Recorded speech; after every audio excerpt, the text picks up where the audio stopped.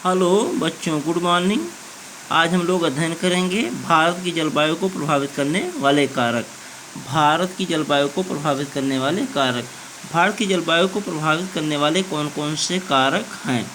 तो अक्षांश, देशांतर, ऊंचाई, तापमान, वर्षा आदि। तो सबसे पहले हम लोग अध्ययन करते हैं अक्षांश। अब अक्षांश किसे कहते हैं? जो ग्लोब होता है उस पे जो मध्यांतर रेखाएं खींची गई हैं पूर्व से पश्चिम दिशा में, उसे हम अक्षांश रेखा कहते हैं।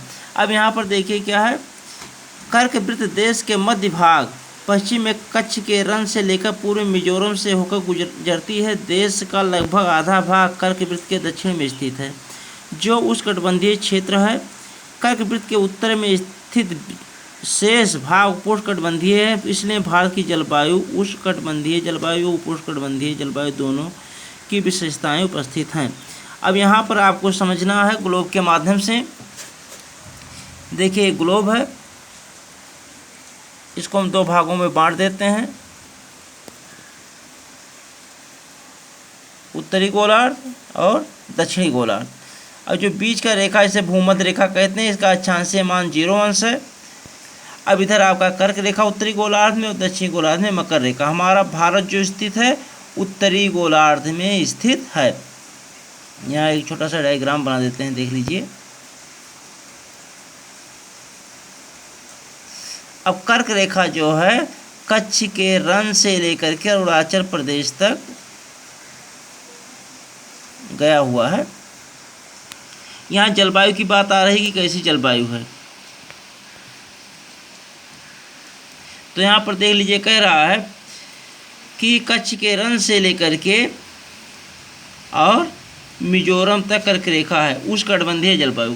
भारत का उत्तरी भाग में मानसूनी जलवायु है और दक्षिणी भाग में अगर आप देखेंगे तो यहाँ पर उष्णकटिबंधीय जलवायु है। अब इसके बाद देख लीजिए आप लोग कि इसकी विशेषता क्यों ऐसा है। क्योंकि देखिए यहाँ पर जो वायु होता है उच्च दाब से निम्न दाब की तरफ जाता है। तो स्थल और जलीय भाग भारत में अगर आप देख रहे हैं तो जो दक्षिणी भारत आपका है, देख रहे हैं 3 तरफ समुद्रों से घिरा हुआ है। इधर अरब सागर है, इधर बंगाल खाड़ी, इधर हिंद महासागर है। अब ये जो होता है इसका टेम्परेचर अधिक हो जाता है और यहाँ का टेम्परेचर कम, क्योंकि जलीय भाग है, जलीय भाग का तापमान कम रहेगा और इसका अधिक। तो यहाँ जब गर्मी अधिक होगी तो यहाँ की हवाएं हल्की होंगी, हल्की होने के बाद जहाँ की जलवायु टेम्परेचर कम होगा वहाँ पर हवाएं चली आएंगी। तो यहाँ पर जब हवाएं वापस आती हैं तो यहाँ पर वाष्पीकरण अधिक होता है जलीय भाग होने के कारण। अभी जलीय भाग जो वाष्पीकरण हो जाता है, यही जो गर्म हवाएं होती वाष्पीकरण होता है, फिर यही घूम के जब आती हैं तो वर्षा होता है। अब यहाँ जो कह रहा उपोष्ण जलवायु क्यों है, क्योंकि ये हमारा जो भारत है आप देख रहे हैं भूमध्य रेखा के एकदम करीब है, तो यहाँ पर सूर्य की किरणें वर्ष भर सीधी पड़ती, इसलिए यहाँ का टेम्परेचर अधिक रहता है। अगला आता है आपका ऊंचाई। भारत के उत्तर में हिमालय पर्वत है, इसकी औसत ऊंचाई लगभग 6000 मीटर। भारत का तटीय क्षेत्र भी विशाल है, जहाँ अधिकतम ऊंचाई लगभग 30 मीटर है। हिमालय मध्य एशिया से आने वाली ठंडी हवाओं को भारतीय उपमहाद्वीप में प्रवेश करने से रोकता है। जो हिमालय आप देख रहे हैं भारत, जो यहाँ पर है आपका हिमालय पर्वत,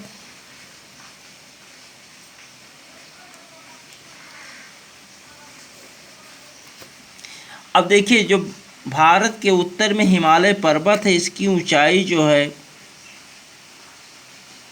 6000 मीटर है। अभी हिमालय पर्वत ना होता तो भारत में वर्षा ना होता। दूसरा चीज़, जो पूर्व से यूरोप महाद्वीप से ठंडी हवाएं आती साइबेरिया से, उसकी भी सुरक्षा करती है। इसलिए ये जो ऊंचाई होता है, ऊंचाई भी जलवायु को प्रभावित करती है। जहाँ जैसा होगा स्थलाकृति जो होगा, तो भारत की जो स्थलाकृति एक समान नहीं है, कहीं ऊबड़ है, कहीं खाबड़, कहीं पर्वत, कहीं पठार, कहीं मैदानी क्षेत्र, कहीं मरुस्थलीय क्षेत्र है, तटीय क्षेत्र। इसलिए यहाँ पर जलवायु जो होता है, जलवायु में इसमें विभिन्नता पाई जाती है। इसके बाद आपका आता है वायु दाब एवं पवन। वायु का दाब कैसे है, इस पर पवन पर कैसे प्रभाव पड़ता है। भारत में जलवायु संबंधी मौसमी अवस्थाएं निम्नलिखित वायुमंडलीय अवस्थाओं में संचालित होती हैं। वायु दाब एवं धरातलीय पवनें, ऊपरी वायु परिसंचरण, पश्चिमी चक्रवाती विक्षोभ एवं उष्णकटिबंधीय चक्रवात। और आप लोग को एक ग्लोब बनाना है, उसमें भूमध्य रेखा, कर्क रेखा और मकर रेखा को दर्शाना है। और कल